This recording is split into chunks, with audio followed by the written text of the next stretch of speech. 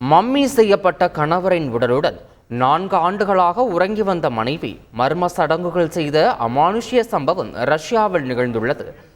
ஸ்வெலட்லானா என்ற 50 வயது மதிக்கத்தக்க பெண் 4 ஆண்டுகளுக்கு முன்பு இறந்த தனது கணவரின் உடலை படுக்கை அறையில் வைத்துக்கொண்டு அனுபிஸ் என்ற எகிப்திய கடவுளால் ஈர்க்கப்பட்டு பல அமானுஷ்ய சடங்குகளை செய்து வந்துள்ளார். 49 வயதான விளாடிமிர் 4 வருடங்களுக்கு முன்பு தனது வீட்டில் மர்மமான முறையில் இறந்துள்ளார்.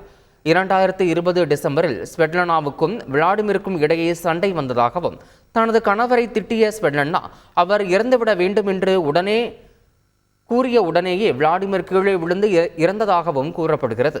இறந்த கணவரின் உடலை போர்வையில் போர்த்தி தனது அறைக்கு எடுத்துச் சென்று வைத்துக்கொண்ட அவர் இதுகுறித்து வெளியே கூறினால் ஆதரவற்றோர் இல்லத்திற்கு அனுப்பிவிடுவதாக குழந்தைகளையும் மிரட்டியுள்ளார். சமீபத்தில் சமூக சேவகர் ஒருவர் அவரது வீட்டிற்கு சென்று விசாரித்த போது உண்மை புலப்பட்டுள்ளது.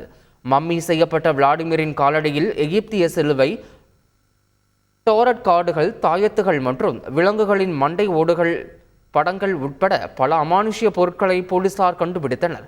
விளாடிமிர் இதைத்தான் விரும்பியிருப்பார் என்று கூறி தன் கணவரின் உடலை பாதுகாக்க ஸ்வெட்லனா பல சடங்குகளை செய்ததாக கூறப்படுகிறது. அக்கம் பக்கத்தினரின் தனது கணவர் திபத்தில் சிகிச்சை பெற்று வருவதாக கூறியுள்ளார்.